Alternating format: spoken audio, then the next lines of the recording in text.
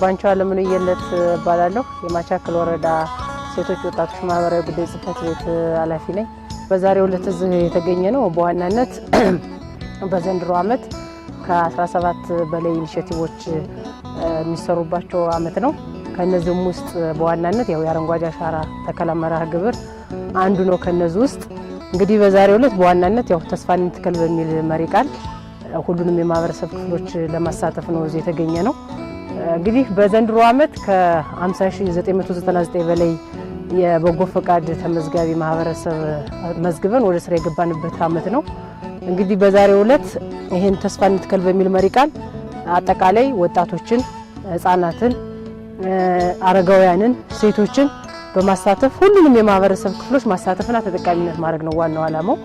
ስለዚህ በዋናነት ዛሬ እኒህ ማህበረሰቦች ሁሉንም በመያዝ አረንጓዴ አሻራ ተከላ ላይ እንገኛለን። አርሶ አደር ይዘንጋው ጸጋ ይባላል።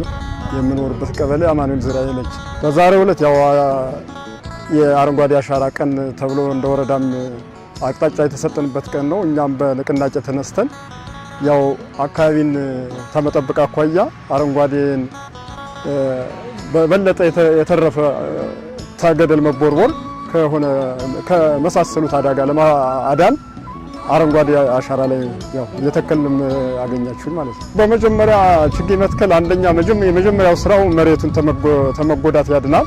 ሁለተኛ ደግሞ በውስጡ ያሉትን ሳሮች እያጭድ ለእንስሶች እንድንመግብ ዋና አስተዋጽኦ አለውና በዚያ መልኩ እንደገና ደግሞ ያው የተተከሉ አትክልቶችን ደግሞ በጊዜያቸው ወቅታቸውን ጠብቀው ሲደርሱ ያው በከሰልም ሆነ በማገዶ አይነት ሽጠን ከዚህ በፊትም በርካታ ጥቅም ያገኘን ነው። አሁንም በዚህ አቅድ እንጠቀማለን ብለን አስበን ነው እየተከልን።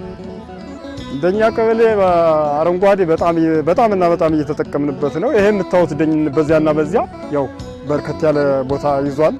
ነገር ግን መጀመሪያ አንዳንድ ሰዎች ያው አይጠቅምም መሬቱ ለምን ተያዘብን ምናምን የሚሉ አቅጣጫ ነበር። እነሱን በማሳመን ወደ ስራው ገብተን አሁን በዚህ በጀርባ ራሱ ዘንድሮ ራሱ በበርካታ ችግኞች ሽጠናል። አሁን እየተከሰለ ነው ያለ እና መጀመሪያ መሬቱ መዳኑ ነው የሚፈልግ።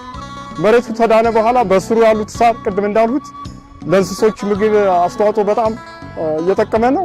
ሁለተኛ ደግሞ ከሰሉ እያከሰለ እየሸጠ እየተከፋፈለ በርካታ ኑሮውን የቀየረበት አኳያ ነው ያለው። አንዷለም ነው ጎበላለሁ የማቻከል ወረዳ አስተዳዳሪ ነኝ።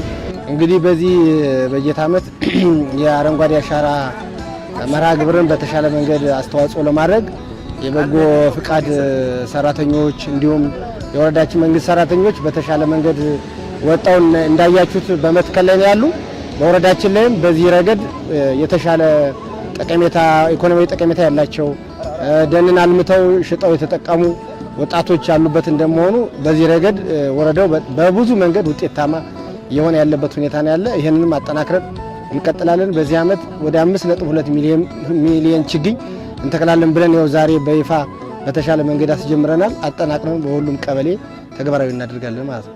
መላኩ ተበጀ ባላለው የምስራቅ ጎጃም ማቻከል ወረዳ ግብርና ጽፈት ቤት ኃላፊ ነኝ።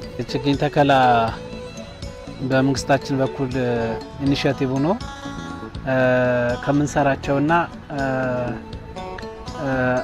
ሀገር የኢኮኖሚም የግሎባላይዜሽን የአየር ሁኔታችንም ታረጋግጣለች ተብሎ ታስቦ ከምንሰራው አንዱ የአረንጓዴ አሻራ ስራችን ነው። የአረንጓዴ አሻራ ስራችን በደንብ ቪዚብል ነው የሚታይ ሆኖ የጀመረ ከ2011 ወዲህ ጀምሮ ተከታታይ የችግኝ ተከላዎችን እያደረግን እንገኛለን። በተለይም በዚህ ዓመት ባሉን 25 ቀበሌዎች ወደ 523 ሄክታር መሬት በ73 ሳይቶች ላይ መርጠን የተከላ ፕሮግራም ለማድረግ ቅድመ ዝግጅት ካደረግን ቆይተናል። ይህን ለማድረግ ባሉን 25 ቀበሌዎች ውስጥ 11 ቀበሌዎችን መርጠን በ11 ቀበሌዎች ወደ 5.23 ሚሊዮን ችግኝ እያለማን እንገኛለን።